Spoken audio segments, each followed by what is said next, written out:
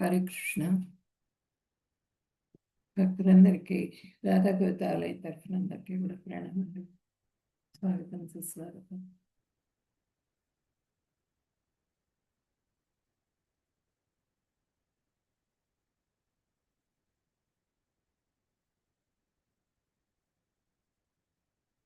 ఈరోజు మనం 13వ అధ్యాయం చెప్పుకోబోతున్నాం.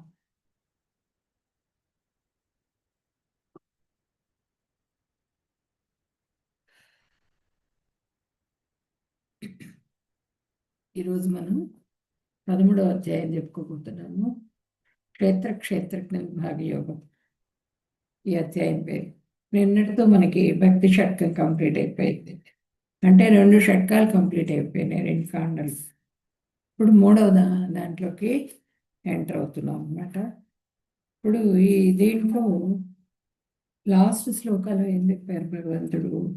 హేతు ధర్మ్యామృతమిదం యథోక్తం పర్యుపాసతే శ్రద్ధాధానా మత్పరమ భక్తస్తే దేవి ప్రియా అని చెప్పారు. శ్రద్ధ ఎట్లా వస్తుంది మనకి? శాస్త్రాధ్యయనం వల్ల, శాస్త్రాలు వినటం వల్ల, శాస్త్రాలు చదవటం వల్ల శ్రద్ధ అనేది ఏర్పడుతుంది. అది తెలుసుకోవడం వల్ల దృఢం అవుతుంది. దృఢ సంకల్పం కూడా ఏర్పడుతుంది. దాని ద్వారా మనము భగవంతుడిని కొలుస్తాం అన్నమాట. అదే ఇక్కడ ఏం చెప్తున్నారు? అక్షయమైన ఈ భక్తియుక్త సేవా మార్గం అనుసరిస్తూ శ్రద్ధతో ఎవరైతే శాస్త్రాధ్యయనం చేస్తూ శాస్త్రాలు భగవద్గీత చదువుకుంటూ గురువులు చెప్పింది వింటూ దాన్ని ఫాలో అవుతారు, భగవంతుడి లీలలు తెలుసుకుంటూ భగవంతుడిని గురించి స్మరిస్తూ ఎవరైతే ఉంటారో వాళ్ళు గమ్యంగా ఇంకా భగవంతుడి తప్పించి వేరే గమ్యం ఏది లేదు అనేది ఎవరైతే తెలుసుకుంటారో వాళ్ళు నాకు నా భక్తిలో పూర్తిగా నిమగ్నులవుతారు. అలాంటి వాళ్ళు నాకు ఎంతో ప్రియమైనటువంటి వాళ్ళు అని చెప్పారు భగవంతుడు. ఇక్కడ అన్యాభిలాష శూన్యం, వేరే అభిలాష ఏది లేకుండా ఉండాలన్నమాట. పూర్తిగా భగవంతుడి మీదే దృఢమైన శ్రద్ధ కలిగి ఉండాలి. అలా ఎవరైతే ఉంటారో వాళ్ళు నాకెంతో ప్రియమైన వాళ్ళు అని నిన్నటి అధ్యాయంలో చెప్పుకున్నాము. భగవంతుడు చెప్పారు. ఇప్పుడు ఈరోజు అధ్యాయంలో క్షేత్రజ్ఞ విభాగం గురించి చెప్పుకుందాము. దీంట్లో మనము హరే కృష్ణ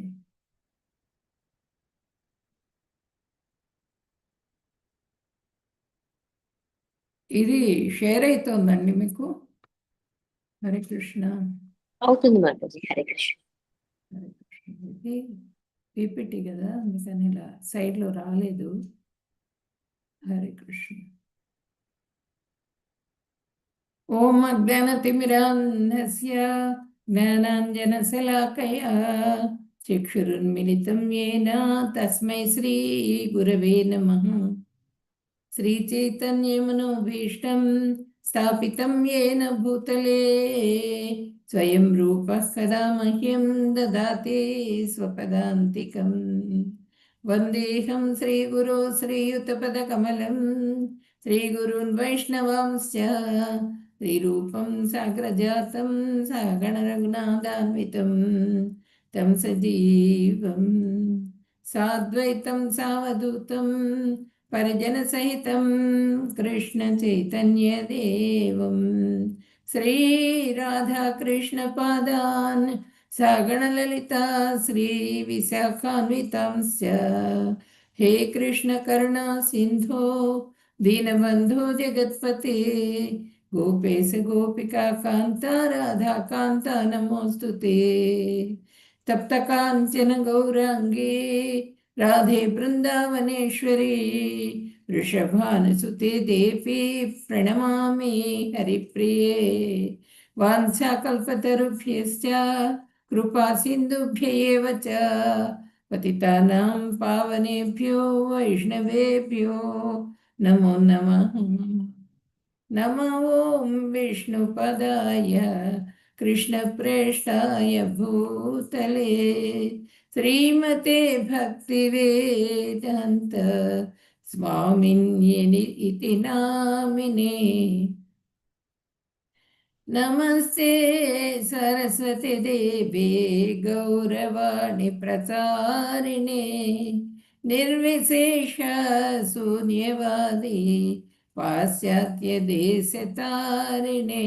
జయ శ్రీ కృష్ణ చైతన్య ప్రభు నిత్యానంద శ్రీ అద్వైత గదాధర శ్రీవాసాది గౌర భక్త బృంద. హరే కృష్ణ కృష్ణ కృష్ణ హరే హరే హరే రామ రామ రామ హరే హరే. హరే కృష్ణ.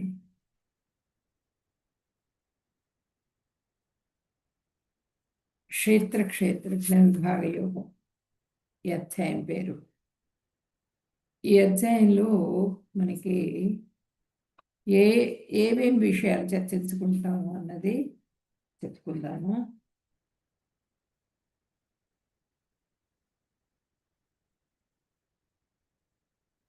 ఇక్కడ తెలివైన ప్రశ్నలు వేశారు అర్జునుడు. 7 ప్రశ్నలు వేశారు. వాటికి భగవంతుడి సమాధానం చెప్పారు. 1 నుంచి 7వ శ్లోకం వరకు 6 ప్రశ్నలు. 6 ప్రశ్నలకి 1 నుంచి 7వ శ్లోకం వరకు సమాధానాలు చెప్పారు. తర్వాత జ్ఞానం యొక్క అంశాల గురించి చెప్పారు. 8 నుంచి 12వ శ్లోకం వరకు ఆత్మ పరమాత్మ వీటి గురించి 13 నుంచి 19వ శ్లోకం వరకు చెప్పుకున్నాం. జ్ఞానోదయం గురించి 20 నుంచి 35వ శ్లోకం వరకు ఈ అధ్యాయం పరిసమాప్తం అవుతుందన్నమాట. ఇప్పుడు ఫస్ట్ శ్లోకాలు ఏం చెప్తున్నారు? ఓం శ్రీ పరమాత్మనే నమః. క్షేత్రజ్ఞ విభాగయోగ. అర్జున ఉవాచ ప్రకృతిం పురుషం చైవ క్షేత్రం క్షేత్రజ్ఞమేవ చ ఏతద్వేదితుమిచ్ఛామి జ్ఞానం జ్ఞేయం చ కేశవ.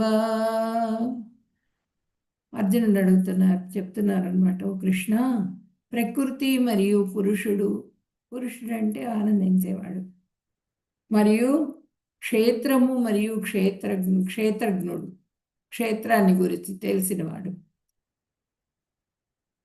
జ్ఞానము మరియు జ్ఞాన విషయాలని గురించి నేను తెలుసుకోవాలనుకుంటున్నాను అని చెప్పినని అడిగారనమాట అర్జునుడు.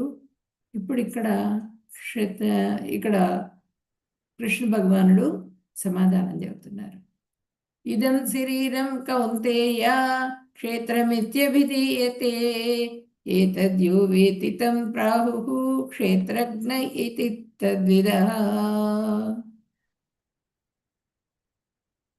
ఇప్పుడు ప్రకృతిం పురుషం చైవ క్షేత్రం క్షేత్రజ్ఞమేవ చ ఏతద్వేదితుమిచ్ఛామి జ్ఞానం జ్ఞేయం చ కేశవ. క్షేత్రం అంటే ఏంటి అని చెప్పనని అడిగారు భగవంతుడు చెప్తారు. క్షేత్రం అంటే ఏంటి అనే విషయాన్ని తెలియజేస్తారు. ఇక్కడ దానికి ముందు ఒక చిన్న ఇది చెప్పుకుందాం. మనకి ఆధ్యాత్మిక లోకాలు, భౌతిక లోకాలు అని ఉంటాయి. ఆధ్యాత్మిక లోకాలు భౌతిక లోకాలకి రెండింటిని విడదీస్తూ ఒక నది ప్రవహిస్తూ ఉంటుంది మధ్యలో. అదే విరజా నది. ఆ విరజా నదికి పైనంతా ఆధ్యాత్మిక లోకాలు, వేల కోట్ల కొలది ఆధ్యాత్మిక లోకాలు ఉంటాయి. ఆ ఆధ్యాత్మిక లోకాలన్నింటిలో కూడా వైకుంఠాలన్నమాట అవి. ఆ వైకుంఠాలన్నింటిలో కూడా నారాయణుడు ఉంటాడు. అక్కడ ఆ ఆధ్యాత్మిక లోకాలన్నింటిలో కూడా ఈ పార్షదులు ముక్త జీవులు ఉంటారు కదా, వీళ్ళందరూ కూడా ఆ నారాయణుడికి సేవ చేస్తూ ఉంటారు. నారాయణుడికి ఆ వైకుంఠ లోకాలకు పైన గోలోకం ఉంటుంది. అన్ని లోకాల కన్నా పైన ఉంటుంది గోలోకం. ఆ లోకంలో ఒక తల, 2 చేతులు, 2 కాళ్ళు, ఒక చేతిలో పిల్లను గ్రో పెట్టుకుని, నెమలి పింఛం పెట్టుకుని, వీటితో విరాజమానుడై ఉంటారనమాట. ఒక దివ్యమైన స్వరూపం. ఆయనే కృష్ణ భగవానుడు. ఆ గోలోకంలో ఉంటారు ఆయన. తర్వాత ఇక్కడ ఈ వైకుంఠాలన్నింటిలో కూడా నారాయణులు ఉంటారు. ఈ నారాయణుడిని మళ్ళీ ఆ గోలోకంలో కూడా పార్షదులు ఉంటారు. వీళ్ళందరూ కూడా ముక్తజీవులు, ఆత్మలు అన్నమాట. ఆ ముక్త జీవాత్మలు వాళ్ళు సేవ చేస్తూ ఉంటారు. ఎప్పటి నుంచి చేస్తున్నారు నారాయణులు? మళ్ళా అక్కడ కృష్ణ భగవానుడు ఎప్పటి నుంచి ఉన్నారు? ఆది, అనాది, ఎప్పటి నుంచో లెక్క చెప్పలేము మనం. ఎప్పటి నుంచో ఈ లోకాలన్నీ ఉన్నాయి, ఎప్పటి నుంచో ఉన్నారు. వాళ్ళ సేవ చేస్తూ ఆ జీవాత్మలు కూడా ఎప్పటి నుంచో ఉన్నారు. వాళ్ళ గురించి మనం చెప్పలేం, లెక్క చెప్పలేం. లెక్కకు మించినటువంటి జీవాత్మలు అన్నమాట, లెక్కకు మించినటువంటి లోకాలు. తర్వాత ఇక్కడ కింద లోకాలన్నీ కూడా భౌతిక లోకాలు. ఈ భౌతిక లోకాలన్నీ కూడా, భౌతిక లోకాలన్నింటిలో కూడా ఈ కర్మలు చేసినటువంటి వాళ్ళు ఉంటారు కదా, వాళ్ళు ఉంటారు. బద్ధజీవులు భౌతిక లోకాలన్నింటిలో కూడా. ఈ భౌతిక లోకము మనకి ఇక్కడ భౌతిక లోకం దగ్గరికి వచ్చేటప్పటికి 3 పురుషావతారాలు వస్తారు భౌతిక జగత్తులోకి. 3 పురుషావతారాలు ఏంటి అంటే కారణాన్న సాయి, గర్భోదక సాయి, క్షీరోదక సాయి. ఈ ముగ్గురు 3 విష్ణువు నుంచి 3 పురుషావతారాలు వస్తాయి అన్నమాట. కారణాన్న సాయి శరీరం నుంచి స్వేద జలం వస్తుంది. కారణ అన్నవ, ఆర్ణవ అంటే సముద్రం. కారణ అనేది ఆ సముద్రం పేరు. కారణ అనేటువంటి సముద్రంలో కారణ అనేటువంటి సముద్రం అన్నమాట. అది ఎలా వస్తుంది? కారణ ఆర్ణవ. ఆ భగవంతుడు కృష్ణ భగవానుడి రూపం అయినటువంటి ఆ కారణాన్న సాయి శరీరంలో నుంచి స్వేద జలం ప్రవేశిస్తుంది అనమాట, ప్రవహిస్తుంది అక్కడికి. ఆ స్వేద జలంలో గర్భోదక సాయి అంటే కారణోదక సాయి గర్భోదక సాయిగా వచ్చి ఇక్కడ ఆ కారణాన్న జలంలో పడుకుంటారనమాట. ఈ కారణాన్న సాయికి ఆయనకి ఉచ్ఛ్వాస నిశ్వాసాలు, ఈ జీవాత్మలన్నీ కూడా ఆయన శరీరం లోపల ఉంటాయన్నమాట. ఆయన ఉచ్ఛ్వాసం చేసినప్పుడు మొత్తం కూడా లోకాలన్నీ లోపలికి వెళ్ళిపోతాయి. నిశ్వాసం చేసినప్పుడు మొత్తం కూడా బయటకు వస్తాయి. ఉచ్ఛ్వాస నిశ్వాసాల ద్వారా అంటే ఊపిరి పీల్చుకున్నప్పుడు లోకాలన్నీ లోపలికి వెళ్ళిపోతాయి. ఊపిరి వదిలినప్పుడు లోకాలన్నీ కూడా ఆ జీవులు అన్నీ కూడా బయటకు వస్తాయి. అలాగే ప్రకృతి కూడా, ప్రకృతి మాత కూడా ఉంటుంది ఆయన శరీరంలో. తర్వాత ఈ కారణాన అంటే ఆ లోకాలన్నీ ఎక్కడ ఏర్పడతాయి? ఆయన శరీరం మీద వెంట్రుకలు ఉంటాయట, వెంట్రుకల మీద ఏర్పడతాయి ఆ లోకాలన్నీ. ఆయన ఏం చేస్తారు? కారణాన్న సాయి తన దృష్టిపాతం చేస్తారు ప్రకృతి మీద. ఆ దృష్టిపాతం చేసినప్పుడు ఒక పెద్ద అండం ఏర్పడుతుందిట. ఆ అండం ఏమవుతుందంటే ఆ గర్భోదక సాయి విష్ణువు గర్భంలోకి ప్రవేశింపజేయబడుతుంది. ఆ అండంలో 23 ఎలిమెంట్స్ ఉంటాయి. 23 పదార్థాలతో ఒక అండం ఏర్పడుతుంది. ఆ 23 పదార్థాలు గుణాలతో సహా, మూడు గుణాలు కూడా ఉంటాయి దానికి, ఆ 23 పదార్థాలకి. ఒక అన్నం ఏర్పడిన తర్వాత ఆ అన్నం ప్రతి ప్రతి బ్రహ్మాండంలో కూడా ప్రవేశింపజేయబడుతుంది అనమాట, గర్భోదక సాయి విష్ణువు ద్వారా. ప్రతి బ్రహ్మాండంలో ఎలా ప్రవేశిస్తుంది? మన గర్భోదక సాయి విష్ణువు గర్భంలో నుంచి ఒక తామర తూడు వస్తుంది. ఆ తామర తూడులో ఫస్ట్ విరాట్ స్వరూపం వస్తుంది. ఆ విరాట్ స్వరూపం చిన్న పిల్లవాళ్ళలాగా ఎట్లా 9 అంగుళాలే ఉంటాడు. ఆ విరాట్ స్వరూపానికి చాలా అనేక తలలు ఉంటాయి. ఆయన గర్భంలో ఈ జీవాత్మలన్నీ కూడా, ఆ అన్నంలో నుంచి జీవాత్మలు అన్నీ కూడా ఈ గర్భోదక సాయి విష్ణువులో నుంచి ఆ విరాట్ స్వరూపంలోకి ప్రవేశింపజేయబడతాయి. ఆ విరాట్ స్వరూపం తల మీద ఒక పద్మం వస్తుంది. ఆ పద్మంలో బ్రహ్మగారు వస్తారు. మొదటి జీవుడు ఎవరు అంటే బ్రహ్మగారు. ఆ బ్రహ్మగారు గర్భోదక సాయి ద్వారా జన్మం తీసుకుంటారు. అక్కడి నుంచి ఆ పద్మంలోకి రాగానే ఆయనకేమి తెలియదు, అన్ని వైపులా చూస్తారు. చూస్తే ఏం కనిపించదు, చీకటిగా ఉంటుంది. అప్పుడు ఆ నాళంలో నుంచి కిందికి దిగుతారు. కిందికి దిగితే ఆ బొడ్డు దాకా వెళ్ళినా అంతా చీకటిగా ఉంది. చీకటిగా ఉండేటప్పటికీ మళ్ళా పుష్పం దగ్గరికి వచ్చి కూర్చుంటారు. కూర్చుని ఆయన ధ్యానంలో కూర్చోగానే ఆయనకి తప్ప తప్ప అని శబ్దం వినిపిస్తుంది. తపస్సు చెయ్యి అని ఆజ్ఞాపిస్తారు భగవంతుడు. 1000 సంవత్సరాలు తపస్సు చేస్తారు ఆయన.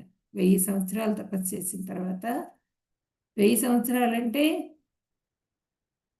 అది దేవతల సంవత్సరాలు. అన్ని సంవత్సరాలు తపస్సు చేసిన తర్వాత అప్పుడు ఆయనకి భగవంతుడి దర్శనం జరుగుతుంది. హృదయంలో నుంచి భగవంతుడు దర్శనం జరిగి ఆ భగవంతుడు చెప్తారనమాట, నువ్వు సృష్టి కార్యాన్ని నిర్వహించు అని చెప్పనని ఆదేశిస్తారు. అప్పుడు ఆయన ఈ విరాట్ స్వరూపంలో ఉన్నటువంటి జీవాత్మని, ఒక్కొక్క ఆత్మని తీసుకొని దాని కర్మలను అనుసరించి ఆ సూక్ష్మ శరీరాలు ఉంటాయి కదా. సూక్ష్మ శరీరం అంటే ఏంటి? ఈ 23 ఎలిమెంట్స్తో ఏర్పడిందే సూక్ష్మ శరీరం. స్థూల శరీరం అంటే దేహం. ఈ సూక్ష్మ శరీరాన్ని తీసుకెళ్ళి ఆ స్థూల శరీరంలో పెడతారు. దేహాన్ని ఏర్పాటు చేస్తారు. ఒక్కొక్క దేహం వీళ్ళు చేసిన కర్మానుసారంగా, కర్మలకు అనుసరించి ఆ దేహం అనేది ప్రాప్తింపజేస్తారు బ్రహ్మగారు. అంటే బీజప్రతాత్ ఎవరు అంటే కృష్ణ భగవానుడే. ఈ గర్భోదక సాయి, కారణోదక సాయి, ఆ కారణాన్న విష్ణువు కూడా ఆయన గర్భోదక సాయి రూపంలో వస్తారు. ఇక్కడికి వస్తాం, గర్భోదక సాయిగా పడుకుంటారు అనమాట. అంటే ఒక చతుర్యుగం అంటే ఏంటంటే, మనకి ఒక చతుర్యుగం అంటే సత్యయుగము, త్రేతాయుగము, ద్వాపరయుగము, కలియుగం. ఇలాంటి యుగాలు 1000 యుగాలు ఒక మహాయుగం. 1000 యుగాలు కలిపితే బ్రహ్మగారికి ఒక రాత్రి. 1000 యుగాలు కలిపితే బ్రహ్మగారికి ఒక పగలు. ఒక రాత్రి మొత్తం కూడా సృష్టి జరుగుతుంది, రాత్రి మొత్తం కూడా లయం జరుగుతుంది, పగలు మొత్తం కూడా సృష్టి జరుగుతుంది. ఆ గర్భోదక సాయి విష్ణువు గర్భంలో నుంచి వచ్చినటువంటి తామర తోడులో 14 లోకాలు కూడా ఏర్పడతాయి. మనం చెప్పుకున్నాం కదా, అప్పర్ ప్లానెట్స్, లోయర్ ప్లానెట్స్, ఇవన్నీ కూడా ఆ తామర తోడులో వస్తాయి. దీని గురించి మనం 15వ అధ్యాయంలో ఇంకా విపులంగా, ఇంకా వివరంగా కూడా చెప్పుకుందాము. ఈ విధంగా జీవాత్మలు ఏర్పడతాయి. ఇప్పుడు ఇక్కడ జీవాత్మ ఏంటి? సచ్చిదానందం, సచ్చిదానంద స్వరూపం. భగవంతుడు ఎట్లా అయితే సచ్చిదానంద స్వరూపం, జీవాత్మ కూడా సచ్చిదానంద స్వరూపం, చిత్ స్వరూపం. కానీ ఆ శరీరంలోకి వచ్చేటప్పటికి మర్చిపోతుంది, తాను మర్చిపోతుంది. ఆ భగవంతుడి సేవకుణ్ణి అనే విషయాన్ని మర్చిపోతుంది. దేహమే నాదనుకుంటుంది. దేహమే నాదనుకుని ఆ దేహభ్రాంతిలో పడిపోతుంది అనమాట జీవాత్మ. ఇక్కడ ఎందుకు దేహభ్రాంతిలో పడుతుంది జీవాత్మ? ఫస్ట్ జీవాత్మని అవిద్య ఆవరిస్తుంది. అవిద్య కమ్ముకుంటుంది, ఒక పొరగా ఏర్పడుతుంది. తర్వాత దానికి కర్మలు తోడైతే ఆ కర్మలు తోడయ్యేటప్పటికీ నేను ఆత్మని, నేను భగవంతుడి సేవకుణ్ణి అనే విషయాన్ని మర్చిపోతుంది. అంతా నాదే, అందరూ నా వాళ్ళే అని చెప్పననే దీంట్లోకి వచ్చేస్తుంది అనమాట జీవాత్మ. దాన్ని మనము ఉద్ధరింపజేయాలి. ఉద్ధరింపజేయాలంటే ఎలా? ఆ జీవాత్మ తన్ని తాను తెలుసుకోవాలి. ఆ అవిద్యను తొలగించాలి. అవిద్య ఎలా తొలగిపోతుంది మనకి? ఒక సాధు కృప ద్వారా మనకి అవిద్య తొలగిపోతుంది. ఇప్పుడు మనం చెప్పుకున్నాం క్షేత్రం అంటే ఏంటి? క్షేత్రం అంటే శరీరం, మన దేహం అన్నమాట క్షేత్రం.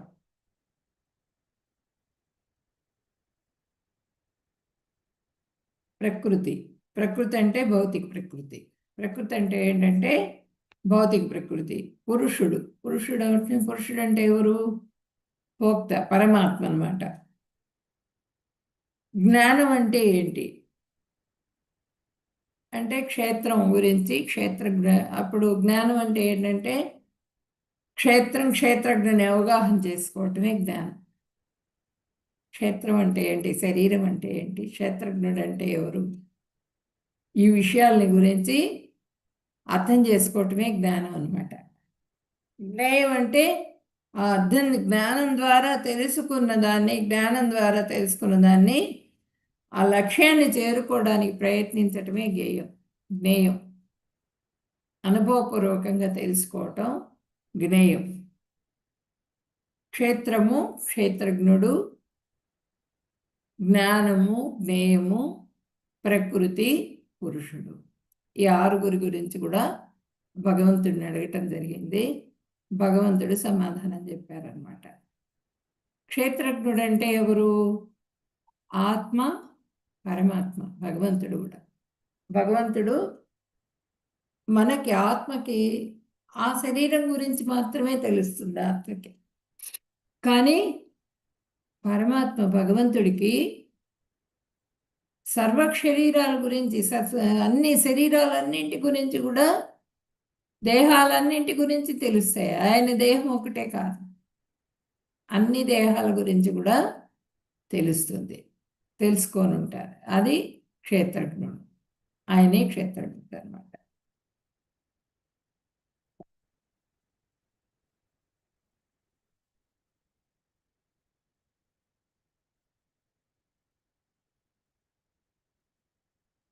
ఇప్పుడు 23 ఎలిమెంట్స్తో ఏర్పడుతుంది కదా. ఈ 23 ఎలిమెంట్స్ ఏంటి అంటే మనకి మనసు, బుద్ధి, అహంకారం, ఈ మూడు. తర్వాత అంటే చిత్తం కూడా వస్తుంది. అహంకారం బదులు చిత్తం. మనసు, బుద్ధి, చిత్తం, అహంకారం లేకపోతే. తర్వాత ఇక్కడ ఏంటంటే మనకి పంచ జ్ఞానేంద్రియాలు ఏంటి? కళ్ళు, ముక్కు, చెవులు, నోరు, స్కిన్, పంచ జ్ఞానేంద్రియాలు. పంచ కర్మేంద్రియాలు, చేతులు, కాళ్ళు, తర్వాత ఈ మర్మావయవాలు, ఇవన్నీ కూడా మనము ఇది మాత్రం. ఇదంతా కూడా మనకి పంచ కర్మేంద్రియాలు. తర్వాత పంచ జ్ఞానేంద్రియాలు, పంచ కర్మేంద్రియాలు, పంచ ఇంద్రియ గ్రాహ్యాలు. పంచ ఇంద్రియ గ్రాహ్యాలు అంటే మనకి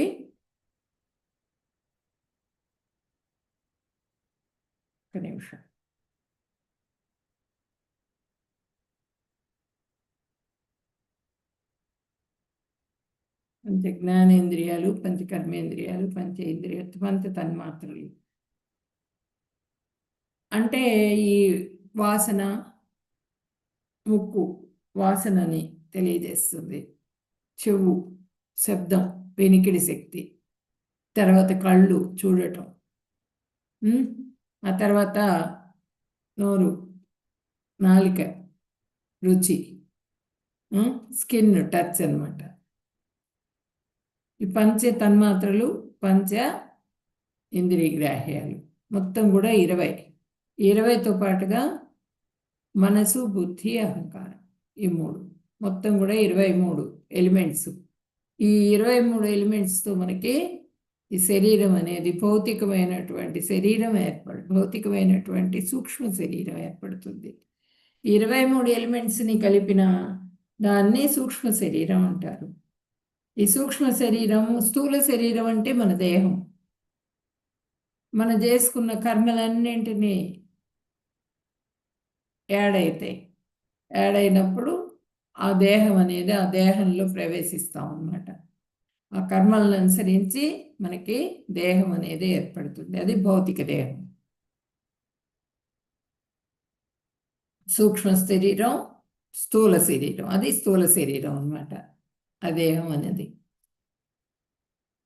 ఇప్పుడు ఇక్కడ భగవంతుడు ఏం చెప్తున్నారు రెండవ శ్లోకంలో చూద్దాం. శ్రీ భగవాన్ వాచ ఇదం శరీరం కౌంతేయ క్షేత్రమిత్యభిధీయతే ఏతద్యో వేత్తి తం ప్రాహుః క్షేత్రజ్ఞ ఇతి తద్విదః. కుంతి కుమారుడా, ఈ దేహాన్ని క్షేత్రం అని అంటారు, మరియు ఈ దేహాన్ని తెలిసిన వాడిని క్షేత్రజ్ఞుడని అంటారు. ఈ దేహం క్షేత్రం. ఆ క్షేత్రం లోపల ఉన్నటువంటి ఆ క్షేత్రజ్ఞుడు ఆయన ఎవరంటే పరమాత్మ రూపంలో ప్రతి వాళ్ళ హృదయంలో ఉంటారు. ఆయనకు అన్ని క్షేత్రాల గురించి తెలుస్తుంది. అదనమాట.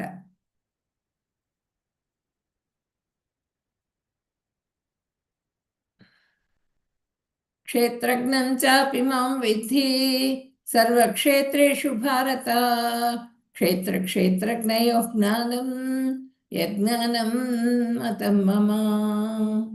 భరతవంశీయుడా, అన్ని దేహాల్లో నేను క్షేత్రజ్ఞుడనని కూడా నీవు తెలుసుకొనవలను. ఈ శరీరాన్ని మరియు దానిని తెలిసిన వాడిని అర్థం తెలుసుకుంటే జ్ఞానము. ఈ దేహం అంటే ఏంటి?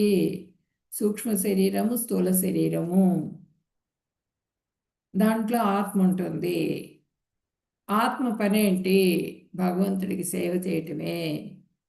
ఆ భగవంతుడు, ఆ పరమాత్మ, సర్వక్షేత్రజ్ఞుడైనటువంటి ఆ పరమాత్మ భగవంతుడికి సేవ చేయటమే ఆత్మ పని. ఆ విద్యతో ఆవరించి ఉన్నటువంటి ఆ ఆత్మని విద్యని అందజేయటమే అన్నమాట. ఆ విద్య ఎట్లా వస్తుంది మనకి?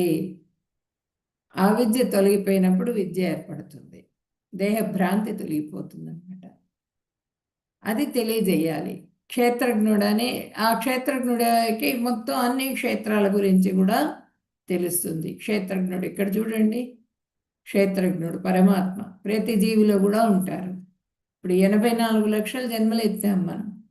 ఈ 84 లక్షల జన్మలలో కూడా ప్రతిసారి కూడా మనకి పరమాత్మ మనకి తోడుగా ఉన్నారు, మనతో పాటే ఉన్నారు ఆయన. ఈ జన్మలో అయినా సరే అప్పుడు ఆ జన్మలన్నీ కూడా మనకి తెలియదు.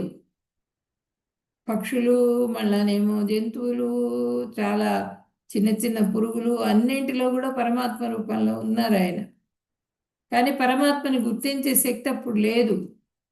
ఇప్పుడు మానవ జన్మలో ఉంది నీకు. ఉన్నప్పుడు పరమాత్మని గుర్తించి ఆ పరమాత్మ సేవ చేయడానికి మనము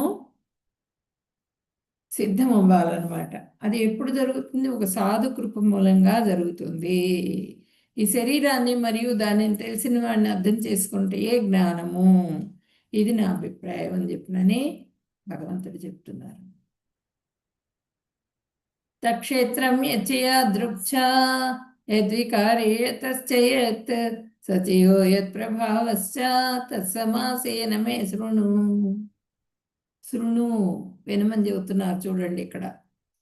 మే శృణు తత్సమాసేన మే శృణు.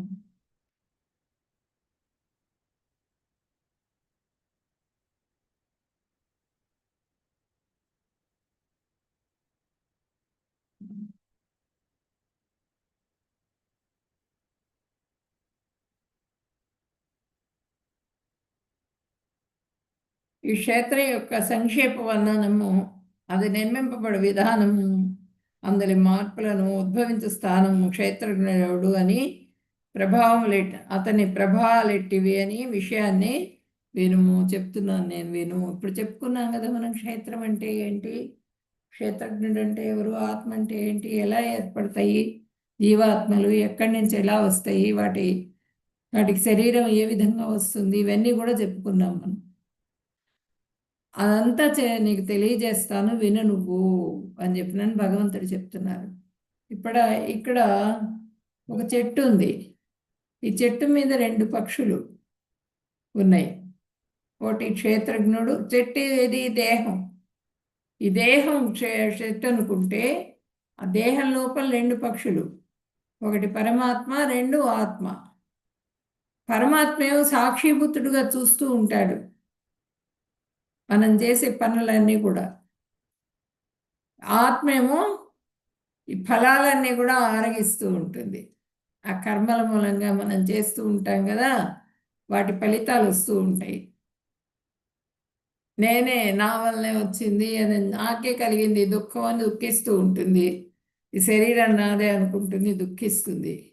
ఈ శరీరం నాదే అనుకుంటుంది, సంతోషపడుతుంది, ఆనందపడుతూ ఉంటుంది, ఫలాలు ఆరగిస్తూ ఉంటుంది అనమాట. అట్లా క్షేత్రజ్ఞుడు ఈ శరీరంలో ఉంటారు. క్షేత్రాన్ని తెలిసిన వాడెవరు, అన్ని క్షేత్రాల గురించి తెలిసి ఈయనకి. క్షేత్రం అంటే ఒక పొలం అనుకుంటే, ఆ పొలంలో ఒక రైతు ఉంటాడు. ఆ రైతుకు అన్నీ తెలుస్తాయి. కలుపు ఎప్పుడు తీయాలి, కలుపు ఎప్పుడు ఏరేయాలి, తీసి పారేయాలి కలుపుని, అది కూడా రైతుకు తెలుసు. ఎక్కడ ఏ మందు వేయాలన్నది రైతుకు తెలుసు. ఏ విధంగా విత్తనం నాటాలి, ఏ విత్తనం వేసాం, ఎన్ని రోజులకి నీరు పెట్టాలి, ఎంత పంట వస్తుంది, ఎంత దిగుబడి వస్తుంది.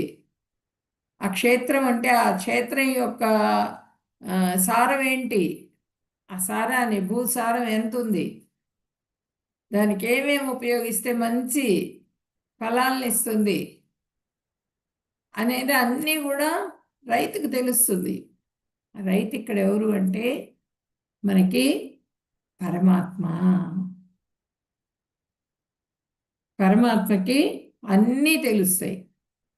అన్ని క్షేత్రాల గురించి కూడా తెలుస్తుంది మన పరమాత్మకి.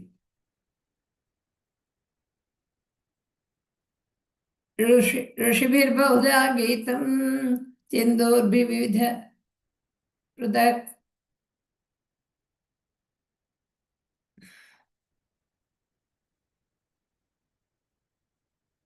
ఋషిభిర్బహుధా గీతం ఛందోభిర్వివిధైః పృథక్ బ్రహ్మసూత్రపदैश्चैव హేతుమద్భిర్వినిశ్చితైః.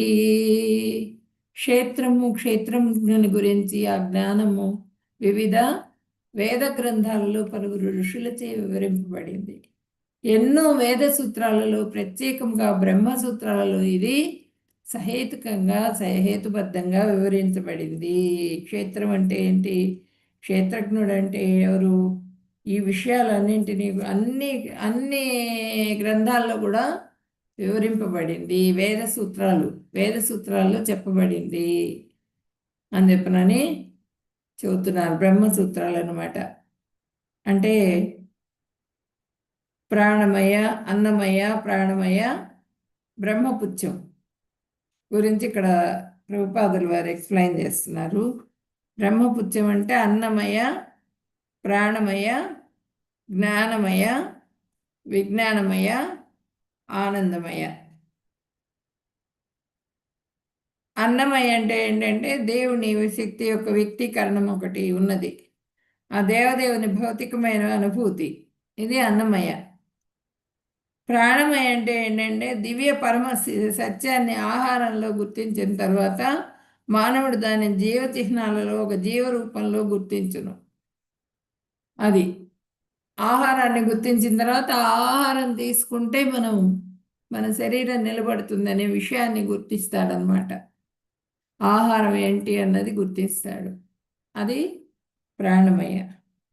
తర్వాత జ్ఞానమయ.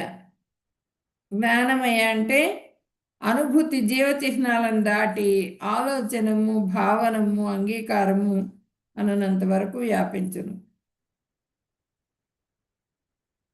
మనం భావిస్తాం అన్నమాట. అంటే ఏంటి అన్నది ఆలోచించగలుగుతాం. ఆలోచించి అసలు పరమాత్మ అంటే ఏంటి, ఆ కృష్ణ భగవానుడు అంటే ఎవరు, ఆ భగవంతుడు ఎలా ఉన్నారు, ఎక్కడున్నారు, ఎట్లా వచ్చారు, ఈ విషయాలన్నీ కూడా ఆలోచించగలుగుతాం. భావనలోకి వస్తుందన్నమాట.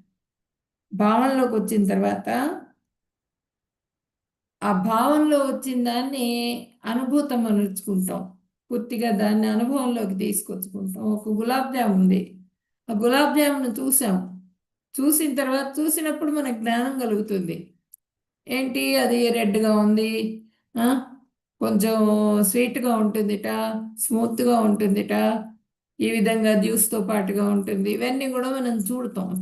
చూడంగానే తెలుస్తుంది.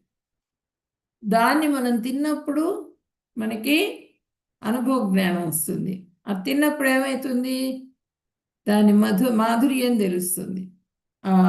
ఇంత స్వీట్గా ఉంది, ఈ రుచి ఈ విధంగా ఉంటుంది అనే విషయం మనకి ఆ మాధుర్యం తెలుస్తుంది. భగవంతుడి గురించి అంతా విన్నాం, మనం శ్రవణం చేసాం. విన్నప్పుడు మనకి ఆ భగవంతుడి లీలలు అన్నీ కూడా తెలుస్తాయి. ఆ లీలలు విన్న తర్వాత వాటిని మనం ఏం చేయాలి, వింటూ వాటిని ఆనందించగలగాలి. అంటే మనంతట మనం మనలో అటువంటి భావన రావాలి. అది విజ్ఞానం అన్నమాట. మనం ఈ శరీరం కాదు ఆత్మ అని చెప్పి నన్ను గుర్తించి ఆత్మ భగవంతుడి సేవలో మాత్రమే వినియోగించబడాలి అని చెప్పి నన్ను తెలుసుకొని అన్యాభిలాషిత శూన్య జ్ఞాన కర్మాది అనావృతం. జ్ఞాన కర్మలతో ఆవృతంగా ఉన్నటువంటి సేవను చేయాలి భగవంతుడికి. అప్పుడు మనము ఆ విజ్ఞానం అనేది ఆ భావనలోకి వస్తుంది అన్నమాట. తర్వాత ఆనందమయ. విజ్ఞానమయ, ఆనందమయ. మనము ఈ విజ్ఞానమయంలో బ్రహ్మానుభూతి ఉండును. జీవుని యొక్క మనస్సును, జీవ చిహ్నములను జీవుని కంటే కూడా భిన్నములు ఉండును. తర్వాతది దివ్యమైన స్థితి, ఆనందమయ స్థితి. ఎప్పుడైతే మనం అనుభవపూర్వకంగా భావనలో ఉంటామో అప్పుడు ఆనందం కలుగుతుంది మనకి. ఆ భగవంతుడితో పూర్తిగా అనుసంధానం అయిపోతుంది మనసు. అప్పుడు ఆనందం అనేది దొరుకుతుంది మనకి. ఇది బ్రహ్మసూత్రాల్లో మనకి చెప్పబడింది. ఇది మనకి వ్యాసుల వారు ఇవన్నీ కూడా తెలియజేశారు.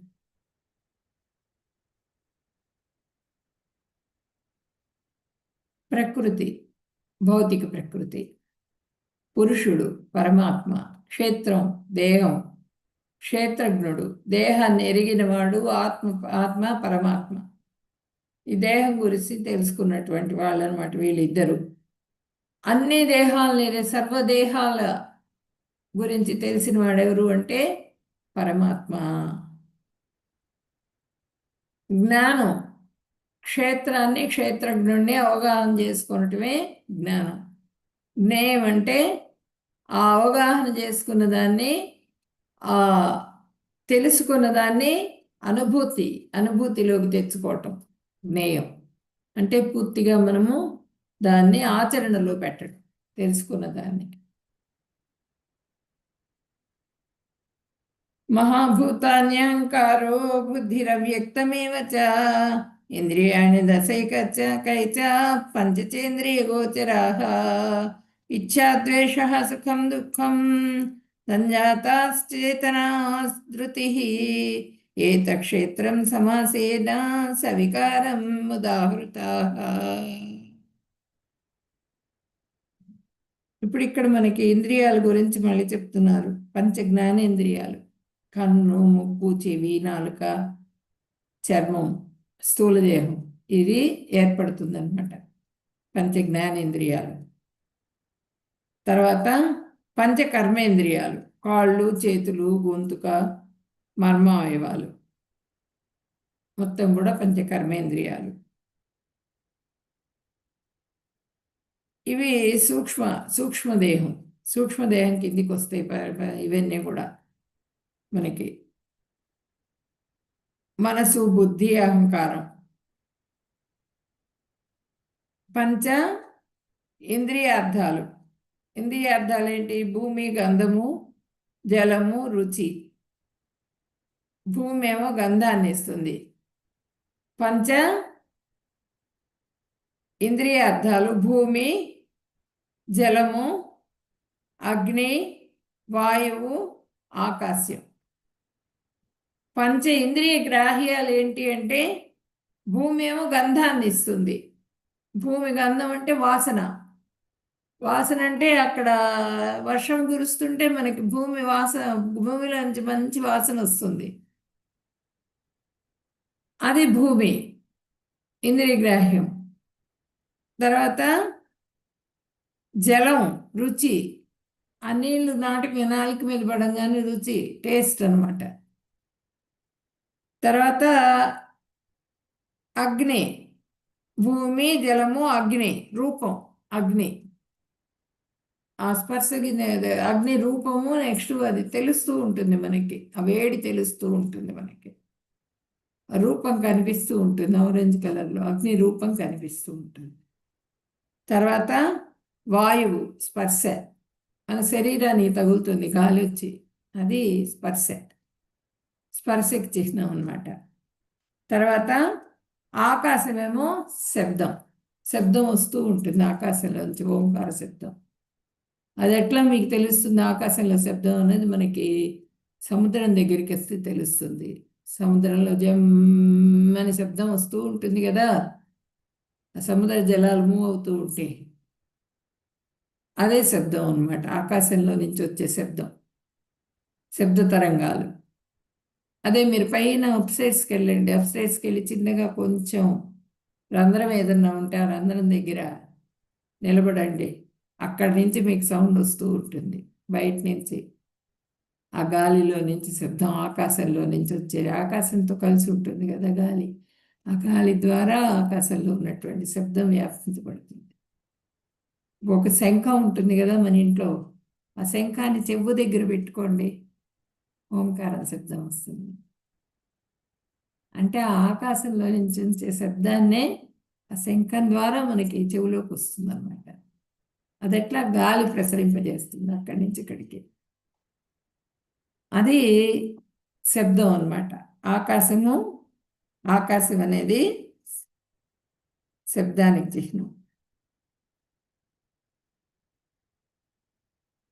పంచమహాభూతాలు, మధ్యాహంకారము, బుద్ధి, అవ్యక్తము, దశేంద్రియాలు, మనస్సు, పంచేంద్రియ విషయాలు, కోరిక, ద్వేషము, సుఖము, దుఃఖము, సమాహారము, జీవచిహ్నాలు, విశ్వాసము, ఇవన్నీ సంగ్రహంగా కర్మక్షేత్రంగాను దాని అంతా ప్రక్రియలుగాను భావింపబడతాయి.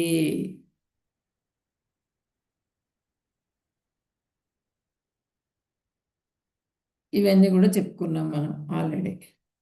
ఇది చెప్పుకున్నాం, ఇవి కూడా చెప్పేసుకున్నాం. చూడండి, పంచమహాభూతాలు భూమి, నీరు, అగ్ని, వాయువు, ఆకాశం.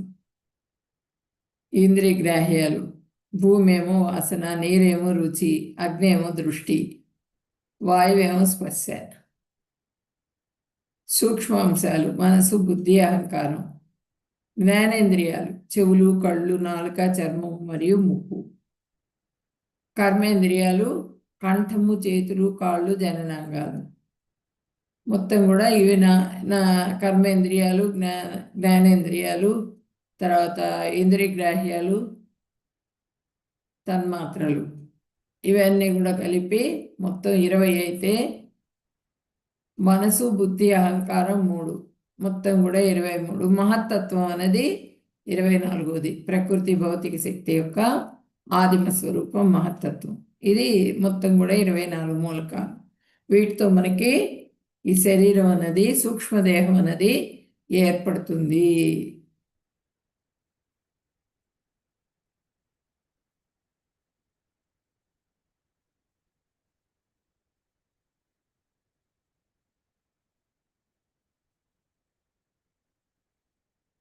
8 నుంచి 12వ శ్లోకం వరకు మనకి అమానిత్వం అదంబిత్వం అహింసా క్షాంతిరార్జవం ఆచార్యోపాసనం శౌచం స్థైర్యం ఆత్మవినిగ్రహ ఇంద్రియార్థేషు వైరాగ్యం అనహంకార ఏవ చ జన్మ మృత్యు జరా వ్యాధి దుఃఖ దోషానుదర్శనం ఆసక్తిరసవరణభిష్వంగః పుత్రధారా గృహాదిషు నిత్యం చ సమచిత్తత్వం ఇష్టానిష్టోపపత్తిషు మయి చానన్యయోగేన భక్తి అవ్యభిచారిణి వివిక్తదేశ సేవిత్వం అరతిర్జన సంసది అధ్యాత్మజ్ఞాన నిత్యత్వం తత్వజ్ఞానార్థదర్శనం ఏతజ్ఞానం ఇతి ప్రోక్తం అజ్ఞానం యదతోన్యథా. అమానిత్వం. అమానిత్వం అంటే వినమ్రత. అదంబిత్వం అంటే గర్వరాహిత్యం. అహింస అంటే హింస చేయకుండా ఉండటం. క్షాంతి అంటే సహనం కలిగి ఉండటం. ఆర్జవం అంటే రుజుత్వం. ఆచార్యోపాసనం ప్రామాణిక ఆచార్యుణ్ణి సమీపించటం. శౌచం అంటే శుచిత్వం. స్థైర్యం అంటే స్థిరత్వం, స్థిరత్వాన్ని కలిగి ఉండటం అన్నమాట. ఆత్మ వినిగ్రహ ఆత్మ నిగ్రహాన్ని కలిగి ఉండటం. ఇంద్రియార్థేషు ఇంద్రియ విషయాలందు. వైరాగ్యం విరక్తి. అనహంకార ఏవచ అంటే మిథ్యాహంకారం లేకుండా ఉండటం. జన్మ మృత్యు జరా వ్యాధి దుఃఖ దోషానుదర్శితం అంటే పుట్టుక యొక్కయు మరణం యొక్కయు వార్ధక్యం యొక్కయు రోగం యొక్కయు సహచర్యం లేకుండుట. రోగం యొక్కయు దుఃఖం యొక్క దోషమును పరిశీలించుట. దుఃఖ దోషాను దర్శనం అన్ని దర్శించటం అన్నమాట, దాన్ని పరిశీలించటం. ఆసక్తి లేకపోవటం. అనభిష్వంగ సాచర్యం లేకుండా ఉండటం. పుత్రధార గృహాదిషు కుమారుడు భార్య ఇల్లు వానియందు నిత్యంచ ఎల్లప్పుడూ సమచిత్తత్వం సమానమైనటువంటి చిత్తాన్ని కలిగి ఉండటం. అంటే పూర్తిగా భార్య పిల్లలు వాళ్ళ మీద బంధంలో పడిపోవద్దు అని చెప్తున్నారు. ఆ బంధనాన్ని విముక్తి పొందు. అవే నీకు దుఃఖ కారణాలు. సుఖానికి అవే కారణాలు, దాంతోపాటు దుఃఖం కూడా పక్కనే ఉంటుంది. చిన్న పిల్లవాడుగా ఉన్నప్పటి నుంచి పిల్లవాడిని పెంచుతాం. మన చేతుల్లో ఉన్నంత కాలం మనం పెంచుతాం. వాడిదే లోకంగా బతుకుతాం. మనం కూడా తినకుండా వాడికి పెడతాం. ఏదన్నా కనిపించంగానే ఇష్టమైన వస్తువైనా సరే నా నోట్లో వేసుకో. నా పిల్లవాడికి చాలా ఇష్టం కాబట్టి నేను తినకుండా వాడి నోట్లో పెడతానంట. వాడికి తినిపిస్తాం, వాడిని పెంచుతాం ఇష్టంగా. పెద్దవాడు అయిన తర్వాత వాడు మనల్ని ఎగర్తించి మనల్ని బయటికి పంపించేశాడు, మన మాట వినలా. ఆ పిల్లవాడికి పెట్టేటప్పుడు పెంచేటప్పుడు నా కొడుకు అని ముద్దులు పెట్టుకునేటప్పుడు వాడిని దగ్గరికి తీసుకునేటప్పుడు చాలా ఆనందం కలుగుతుంది. ఎప్పుడైతే వాడు ఎగర్తించి నువ్వు నాకు తల్లివేనా అన్నట్టుగా బిహేవ్ చేసి వాడు బయటికి పంపించేశాడు అనుకోండి, అప్పుడు వెంటనే మనకి అంత ప్రేమ అంత ఆనందం కలిగిన చోటే దుఃఖం కలుగుతుంది. వీడికా నేను ఇదంతా చేసి అని చెప్పిననే భావన కలుగుతుంది. ఆ దుఃఖం అంటే ఇవన్నీ కూడా మనకి మన ఈ బంధాలతో వస్తాయి అన్నమాట. ఆ బంధనం తగ్గించుకోవాలి మనం. ఇష్టము అనిష్ట ఉపపత్తిషు ఇష్టం యొక్కయు అయిష్టం యొక్కయు ప్రాప్తులందు మయిచ నాయందు అనన్య యోగేన విశుద్ధమైన భక్తియుక్త సేవచే భక్తి అవ్యభిచారేణ చాంచల్యం లేని వినిక్త దేశ సేవితం ఏకాంత ప్రదేశములను కోరుట అరతిహి అనాసక్తి జనసంసది జనసామాన్యమునందు సమూహములందు ఉండటం ఆధ్యాత్మ జ్ఞాన నిత్యత్వం ఆధ్యాత్మికమైన జ్ఞానమునందు స్థిరత్వాన్ని కలిగి ఉండటం తత్వజ్ఞాన అర్థదర్శనం సత్యం యొక్క జ్ఞానం యొక్క ప్రయోజనమును దర్శించుట ఇదంతయు జ్ఞానం ఇంతకు ఇతి జ్ఞానమని ప్రోక్తం చెప్పబడినది అజ్ఞానము యత్ ఏది అతః దీనికంటే వేరైందంతా కూడా అజ్ఞానం అని చెప్పనని మనకి చెప్తున్నారనమాట. వినమ్రత కలిగి ఉండటం, గర్వరాహిత్యంతో ఇవన్నీ చెప్పాను కదా లక్షణాలు. ఈ లక్షణాలన్నీ కలిగి ఉండటం, దర్శనం, దుఃఖ దోషాలను ఏవేవి కలిగిస్తున్నాయి అనేది కూడా తెలుసుకొని వాటి ఏడ నిర్లిప్తతతో వాటికి కొంచెం ఆ బంధాల నుంచి కొంచెం దూరంగా ఉండటం, ఇవన్నీ కూడా మనకి ఆనందాన్ని కలుగజేస్తాయి. సాక్షాత్కారం, భగవంతుడి సాక్షాత్కారం అవుతుంది ఇప్పుడు వీటన్నింటినీ తగ్గించుకొని వైరాగ్యంలోకి వచ్చినప్పుడు భగవంతుడిని ఆత్మ గుర్తించగలుగుతుంది. జ్ఞేయం యత్తత్ ప్రవక్ష్యామి యజ్ఞాత్వామృతమస్నుతే అనాదిమత్ పరం బ్రహ్మ నసదుచ్యతే. దేనిని తెలుసుకోవడం ద్వారా నీవు అమృతత్వాన్ని తవి చూస్తావో అట్టి దాన్ని నేను వివరిస్తాను.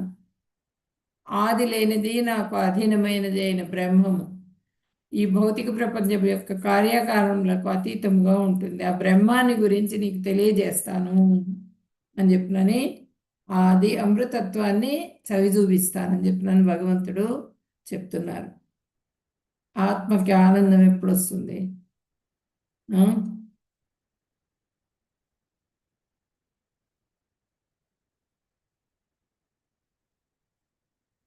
సర్వతః పాణిపాదం తత్ సర్వతోక్షి శిరోముఖం సర్వతః శృతిమల్లోకే సర్వమావృత్య తిష్టతి. ఆవృత్య తిష్టతి, సర్వం ఆవృత్య తిష్టతి. సర్వత్రా ఆయన చేతులు అన్ని చోట్ల వ్యాపించి ఉన్నాయి. ఆయన శరీరం మొత్తం కూడా, ఆయన పాదాలు, కళ్ళు, శిరస్సు, ముఖాలు, చెవులు అంతా పూర్తిగా మనకు కనిపించట్లా. కానీ మనం చెప్పుకున్నాం కదా, దారంలో ఆ దారం అనేది మనకు కనిపించదు, పూసలన్నీ కనిపిస్తూ ఉంటాయి. దారం ఆధారం లేకపోతే ఆ పూసలు నిలబడవు. అట్లా భగవంతుడు మనకి సర్వవ్యాపి, మొత్తం వ్యాప్తి చెంది ఉన్నారు ఆయన. ఈ విధంగా పరమాత్మ జగత్తు అంతా ఆవరించి ఉన్నారనమాట పూర్తిగా. ఇక్కడ ఉన్నారు, అక్కడ లేరు, మొత్తం కూడా అంతా ఆయనే ఉన్నారు. సర్వేంద్రియ గుణాభాసం సర్వేంద్రియ వివర్జితం అసక్తం సర్వభృత్యైవ నిర్గుణం గుణభోక్తృచ. పరమాత్ముడు అన్ని ఇంద్రియాలకు అసలు మౌనం అయినప్పటికీ అతను ఇంద్రియరహితుడు. అన్నింటినీ సంరక్షించి పోషించేవాడైన అనాసక్తుడు. ప్రకృతి యొక్క త్రిగుణాలకు అతీతుడు. మరియు అదే సమయంలో ప్రకృతి త్రిగుణాలకు ఆయనే ప్రభువు. ఈ త్రిగుణాలకు ప్రభు ఎవరు? మొత్తం కూడా త్రిగుణాలన్నింటికీ ప్రభు ఎవరంటే భగవంతుడు, పరమాత్మే. ఈ పరమాత్మ ఇంద్రియాలన్నింటికి కూడా అతీతుడు, ఇంద్రియాతీతుడు. ఆయన ఇంద్రియ రహితమైనటువంటి వాడు. అంటే ఇంద్రియ రహితుడు అంటే మనం ఈ చేత్తో ఇంద్రియం, మనం ఈ చేత్తో చేసే పని చేత్తోనే చేయాలి. అన్నం తింటాం, కాలుతో తినం కదా, చేత్తో కలుపుకొని తింటాం అన్నం. కానీ భగవంతుడికి చేతులు అవసరంలా. ఆయన ముక్కు ద్వారా గ్రహించేస్తారు, వాసన ద్వారా వెళ్ళిపోతుంది ఆయనకి ఆహారం. ఏ ఇంద్రియం ఆ పని చేయాల్సిన అవసరం లేదు, ఇంద్రియాలతో సంబంధం లేదు ఆయనది. అట్లా ఇంద్రియ రహితుడు అనమాట ఆయన. అన్నింటినీ కూడా పోషించేవాడు భగవంతుడు. అయినప్పటికీ కూడా అనాసక్తుడు. ఇప్పుడు మనం పిల్లల్ని కంటున్నాం, పోషిస్తున్నాం, వాళ్ళని చూసుకుంటున్నాం అనేటప్పటికీ ఆసక్తి కలిగి ఉంటాం. నా బిడ్డ, అమ్మ, నా కొడుకు, నా కూతురు మంచి మంచి బాగా చదువుకోవాలి, మంచి మార్కులు రావాలి, బాగా తినాలి, నేను తినేది కూడా నా నోటి దగ్గరది కూడా తీసి వాడికి పెడతాను. ఇది ఆసక్తి. ఆ ఆసక్తి భగవంతుడు మనకి బీజ ప్రదాత అయినప్పటికీ మనకు అన్నీ అక్కడ పెడతారు, అంతే, అన్ని ఏర్పాట్లు చేశారు. అందులో మనము తీసుకోవాల్సింది మనమే. అనాసక్తుడు అన్ని ఏర్పాటు చేసినప్పటికీ కూడా పోషించేవాడైనా కూడా ఆయన అనాసక్తుడు. ఇన్ని మొత్తం బ్రహ్మాండాలన్నీ ఆయనే సృష్టించారు. నేను చాలా గొప్పవాడిని అని చెప్పిన ఆయన అనుకోరు. ఒక అర్జునుడు భక్తుడు, ఆయనకి రథసారథిగా వచ్చేశారు, రథచోదకుడుగా. రథం ఒక యుద్ధంలో రథసారథి అంటే ఎలా ఉంటుందంటే, ఆ యుద్ధం హోరు విపరీతమైన గందరగోళంగా ఉంటుంది. అందరూ విపరీతంగా అరుస్తూ ఉంటారు, ఏడుస్తుంటారు, నొప్పితో కేకలు పెడుతుంటారు, నానా గోలగా ఉంటుంది, వాయిద్యాలు మోగిస్తుంటారు. అంత గోలలో కూడా భగవంతుడు ఆయన ఆ రథాన్ని నడుపుతున్నారు అంటే, ఇటు లెఫ్ట్కి తీసుకెళ్ళు అంటే లెఫ్ట్ సైడ్ కాలుతో సౌజ్ఞ చేస్తారు, ఇలా కాలుతో దంతారు ఆయన్ని. రైట్కి తీసుకెళ్ళంటే రైట్ సైడ్ దంతారు కాలుతో అర్జునుడు. మధ్యలో స్ట్రైట్గా తీసుకెళ్ళు అంటే మధ్యలో కాలుతో టచ్ చేస్తారు. దీనికి కూడా ఆయన, అంటే ఒక భక్తుడి కోసం ఆయన అంత దిగొచ్చేస్తారనమాట. అయినప్పటికీ కూడా అనాసక్తుడు. అన్ని బ్రహ్మాండాలని అన్ని సృష్టికర్త ఆయనే. అయినప్పటికీ కూడా ఆయన ఆసక్తుడు కాదు, అనాసక్తుడు. ప్రకృతి యొక్క త్రిగుణాలకు అతీతుడు. సత్వగుణం, రజోగుణం, తమోగుణం, ఈ గుణాల ప్రభావం మూలంగానే మనం అల్లాడిపోతూ ఉంటాం. కానీ ఆ గుణాలు భగవంతుడి మీద ఎటువంటి ప్రభావం చూపించవు అన్నమాట. ఆయన గుణాలన్నిటికీ కూడా ప్రభు ఆయన. బహిరంతస్య భూతానాం అచరం చరమేవ చ సూక్ష్మత్వాత్ తద్ విజ్ఞేయం దూరస్థం చాంతికే చ తత్.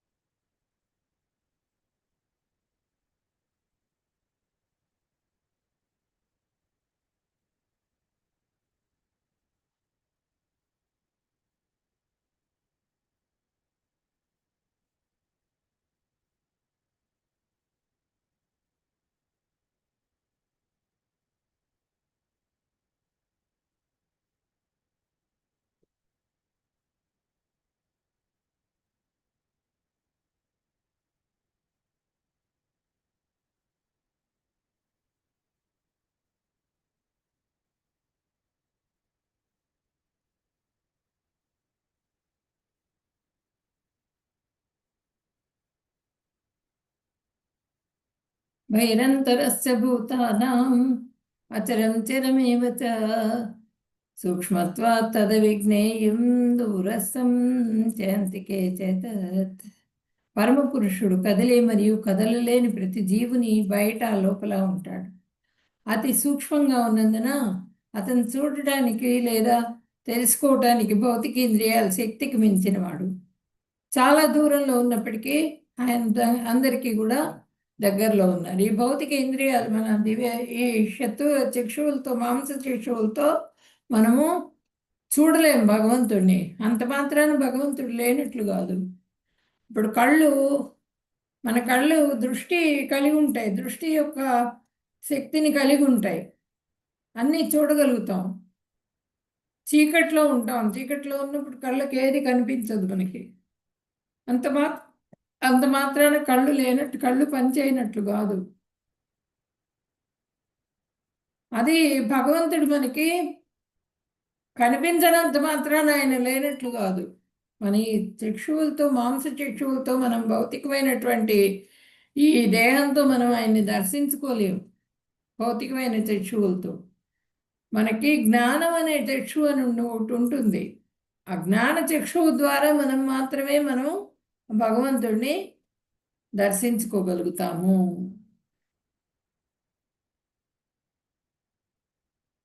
इति क्षेत्रं तदा ज्ञानं ज्ञेयं चोक्तं समासतः మద్భక్తయే తద్విజ్ఞాయ మద్భావాయోపపద్యతే.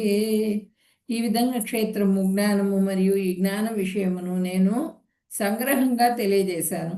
నా భక్తులు మాత్రమే దీనిని యథార్థంగా అర్థం చేసుకోగలరు. అలా చేసిన పిదప వారు నా దివ్య స్వభావాన్ని పొందుతారు. క్షేత్రం అంటే ఏంటి, జ్ఞానం అంటే ఏంటి, జ్ఞేయం అంటే ఏంటి అన్నీ కూడా నేను తెలియజేశాను, సంగ్రహంగా తెలియజేశాను.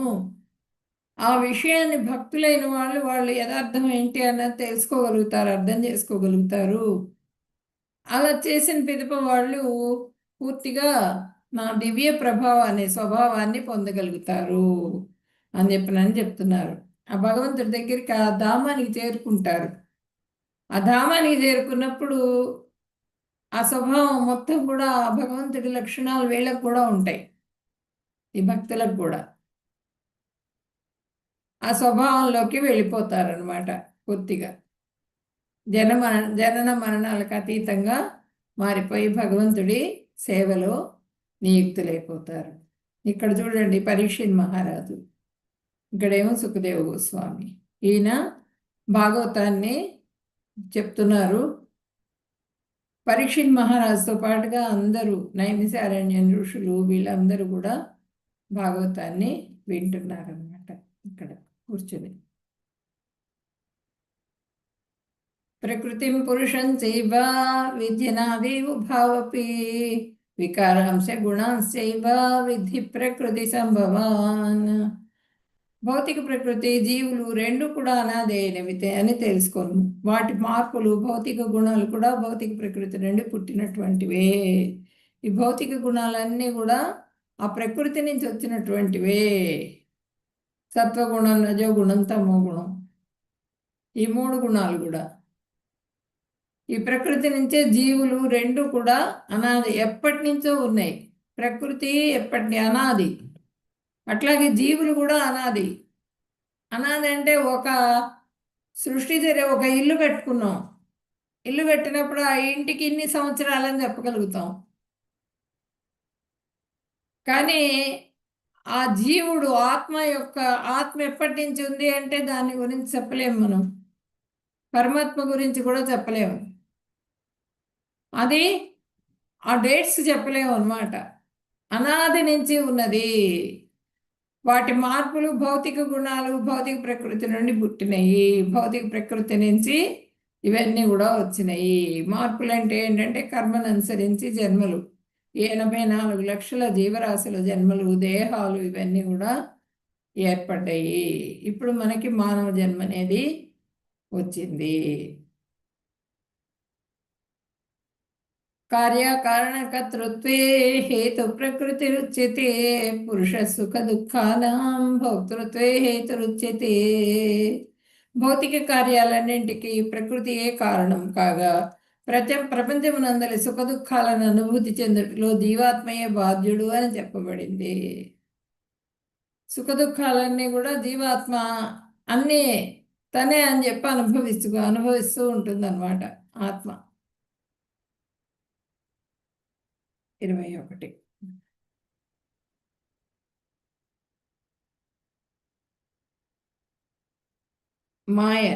మాయ అవిద్య కారణం అన్నమాట. మాయకి ప్రకృతి. భౌతిక కార్యకారణాలన్నింటికి ప్రకృతియే హేతువు. కార్యకారణ కర్తృత్వే, కార్యకారణాల సృష్టి, జీవులందరి ఇంద్రియాల యొక్క, దేహం యొక్క వివిధ వ్యక్తీకరణలకు భౌతిక ప్రకృతియే హేతువు అంటే కారణం అన్నమాట. 4 లక్షల వివిధ జాతులన్నీ కూడా ఏర్పడ్డాయి. ఈ విధములన్నీ భౌతిక ప్రకృతి యొక్క సృష్టులే.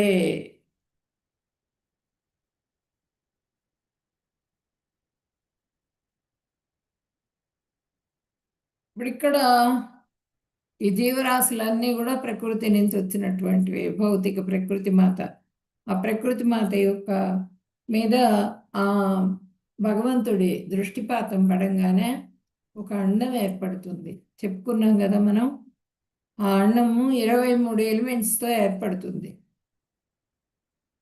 ఆ 23 ఎలిమెంట్స్తో 23 పదార్థాలతో ఒక అండం ఏర్పడుతుంది. ఆ అండం గర్భోదక సాయ విష్ణువు గర్భంలోకి ప్రవేశింపజేయబడుతుంది. అది పిండాల రూపంలో అయిపోతుంది అన్నమాట. చిన్న చిన్న చిన్న చిన్న చిన్న చిన్న ఆ బ్రహ్మాండాల్లోకి ఆ పిండాలన్నీ కూడా చేయబడతాయి మొత్తం కూడా. అవన్నీ కూడా సృష్టి కార్యం అనేది జరుగుతుంది. ఇవన్నీ కూడా ప్రపంచమునందలి సుఖ దుఃఖాలను అనుభూతి చెందుటలో జీవాత్మయే బాధ్యుడు అని చెప్పబడింది.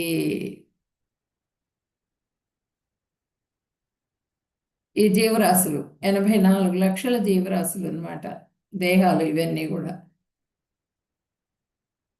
9 లక్షలేమో నీళ్లల్లో ఉండేటువంటివి, 20 లక్షలేమో నాన్ మూవింగ్ లివింగ్ ఎంటైటీస్, అంటే చెట్లు, చిన్న చిన్న మొక్కలు, ఇవన్నీ కూడా 20 లక్షల రకాలు.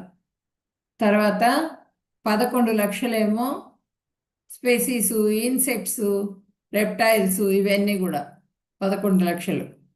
10 లక్షలేమో బర్డ్స్ అంటే ఇవి పక్షులు. 30 లక్షలేమో క్వాడ్రూపెడ్స్. 4 లక్షలేమో హ్యూమన్ స్పెసీస్. మన మనుషుల రకాలు 4 లక్షలు అనమాట జన్మలు. 4 లక్షల రకాలన్నమాట. అది చెప్తున్నారు ఇక్కడ.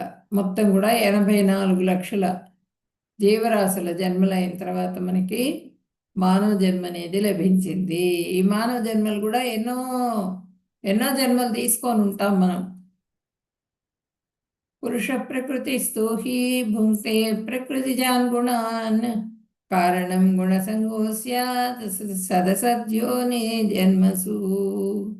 ప్రకృతిలో స్థితమై ఉన్న జీవాత్మ ప్రకృతి త్రిగుణాలను అనుభవించుతూ జీవిత మార్గాన్ని అనుసరించును. వాటి పట్ల మమకార శక్తి జీవాత్మకు ఉన్నత మరియు అధమ జన్మలకు కారణమగును.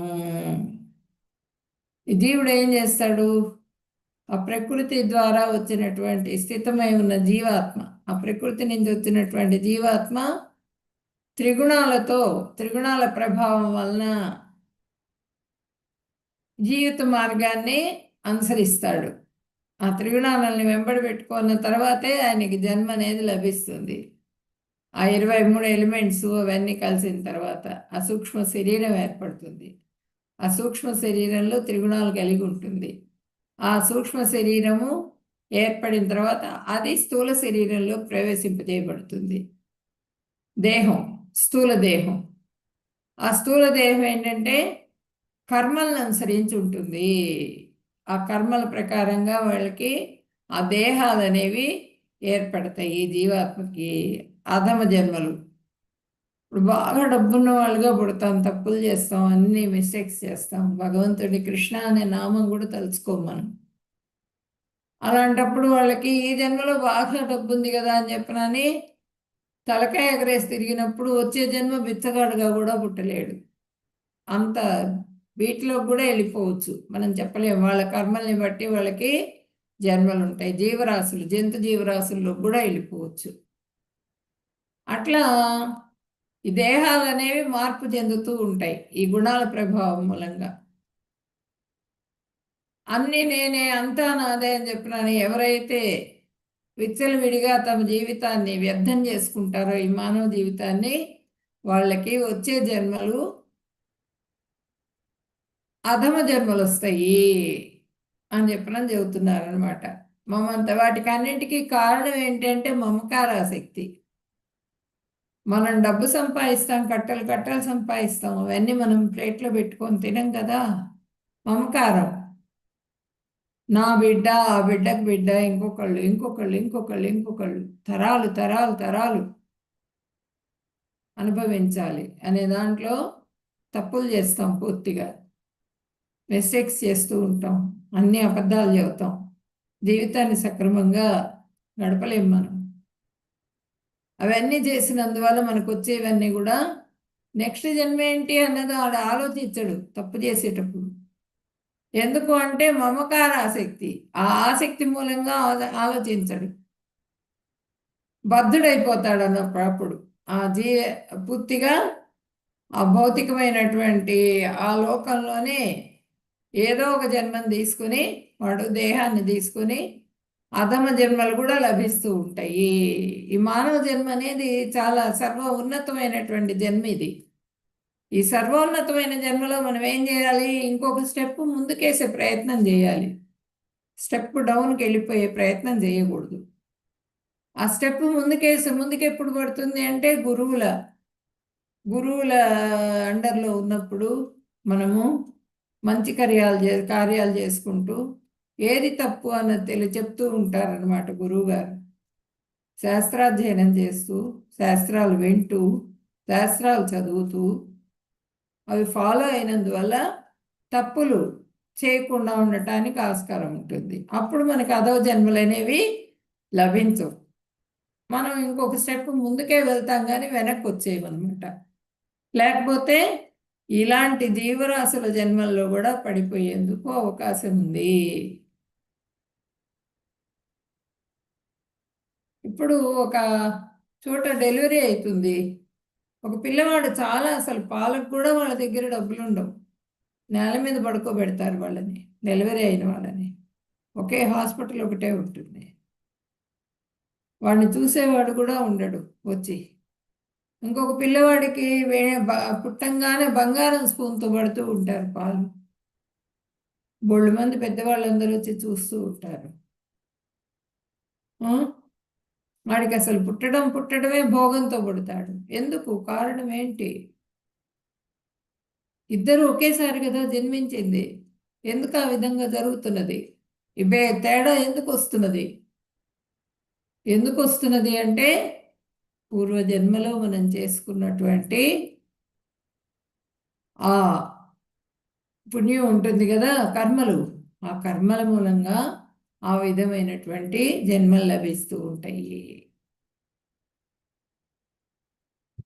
యావత్ సంజాయతే కించిత్ సత్వం స్థావర జంగమం క్షేత్రజ్ఞ సంయోగాత్ తద్విధి భరతర్షభ. జ్ఞానచిక్షువు, ఓ భరతవంశీల శ్రేష్ఠుడా, నీవు చూచు సమస్త చరాచర ప్రాణులు ఈ క్షేత్రజ్ఞుడి యొక్క కలయిక వలనే ఉన్నాయని తెలుసుకును.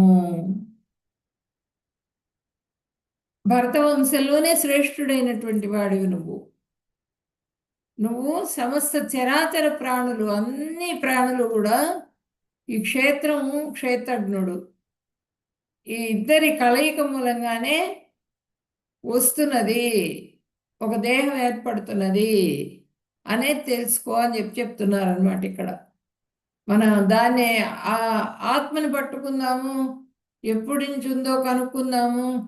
అన్ని ప్రయోగశాలలో పట్టుకోగలమా? పట్టుకోలేము ఆత్మని. పరమాత్మని పట్టుకోగలరా? ప్రయోగశాలలో పట్టుకోలేరు. మైక్రోస్కోప్స్కి వీటికి అన్నిటికీ కూడా దొరుకుతుందా? దొరకదు. వాళ్ళు అలా టెస్టులు చేస్తూ చేస్తూ చేస్తూ మేము చాలా తెలివిగల వాళ్ళం అనుకుని అన్నీ చేస్తూ ఉంటారు వాళ్ళు. కానీ ఏమీ చేయలేరు, వాళ్ళు వెళ్ళిపోతారు, పైకి వెళ్ళిపోతారు. భగవంతుడిని గుర్తించలేరు అనమాట.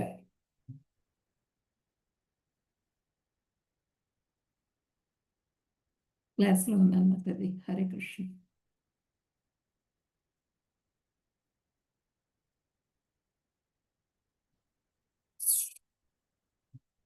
సెకండ్.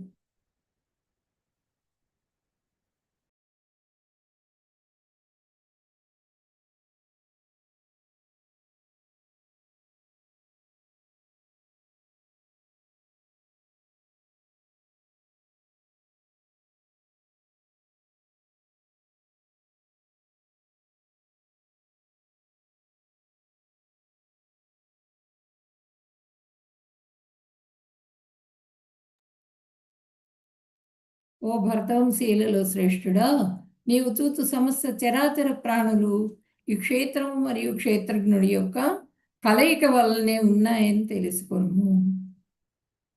సమం పశ్యన్ హి సర్వత్రా సమవస్థితమీశ్వరం నయనస్యాత్మనాత్మానం తతో యాతి పరాం గతిం. సర్వత్రా సమముగా ఉన్న పరమాత్మను ప్రతి ప్రాణిలో చూసేవారు తమ మనస్సు చే తమను తామే దిగదార్చుకోరు. ఈ విధముగా వారు పరమపదమునకు చేరుకుంటారు. అందరిలో పరమాత్మను ఎవరైతే చూడగలుగుతారో వాళ్ళు ఒక ఏనుగులో కూడా పరమాత్మను చూస్తారు, ఒక కుక్కలో కూడా పరమాత్మను చూస్తారు. అందరినీ సమానమైనటువంటి భావంతో చూడగలుగుతారు. అలాంటి వాళ్ళు పరమపదం ఆ వైకుంఠాన్ని చేరుకోగలుగుతారు. క్షేత్రజ్ఞయోరేవం అంతరం జ్ఞాన చక్షుషా భూత ప్రకృతి మోక్షంచ ఏ విదుర్యాంతి తే పరం. దేహాన్ని ఎరిగినటువంటి క్షేత్రజ్ఞుడికి గల భేదాన్ని జ్ఞానచక్షువులచే గమనించి భౌతిక ప్రకృతి నుండి విముక్తి పొందే పద్ధతి తెలిసిన వారు పరమపదాన్ని చేరుకుంటారు. క్షేత్రం అంటే ఏంటి? ఈ దేహం. క్షేత్రజ్ఞుడు అంటే ఎవరు? భగవంతుడు, పరమాత్మ, అన్ని దేహాల్ని ఎరిగినటువంటి వాడు. ఆ ఇద్దరి గురించి కూడా ఈ దేహం అంటే ఏంటి? క్షేత్రజ్ఞులు ఇద్దరుంటారు, ఆత్మ పరమాత్మ. ఆత్మ గురించి, దేహం గురించి, క్షేత్రజ్ఞుడి గురించి ఎవరైతే తెలుసుకోగలుగుతారో, ఆ జ్ఞాన చక్షువులతో చూడగలుగుతారో, వినగలుగుతారో, తెలుసుకోగలుగుతారో, భౌతిక ప్రకృతి నుంచి వాళ్ళకి విముక్తి కలుగుతుంది. విముక్తి కలిగి పరమపదాన్ని చేరుకుంటారు అని చెప్పనని మనకి చెప్తున్నారు. వాంఛాకల్పతరుభ్యశ్చ కృపా సింధుభ్యేవ చ పతితానాం పావనేభ్యో వైష్ణవేభ్యో నమో నమః. హరే కృష్ణ కృష్ణ కృష్ణ హరే హరే, హరే రామ రామ రామ హరే హరే. హరే కృష్ణ.